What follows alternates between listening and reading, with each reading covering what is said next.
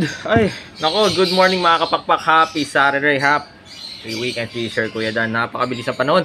June na kagad, oh. Grabe. Again, syempre, sino mga nagkakape dyan?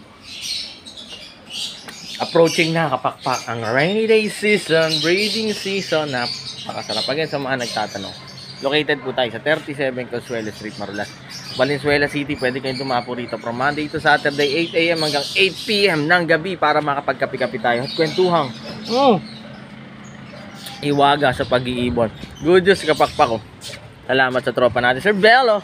Sir Bello, thank you so much sa yung lupa natin. Tumutubo na ang ating mga malunggayers.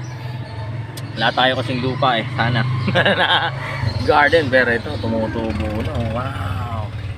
Wow.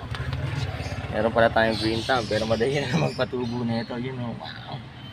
Oh, ito, dahon. Little, mga little dito. Siyempre, kahit napakunti-kunti, at least meron tayong malunggay.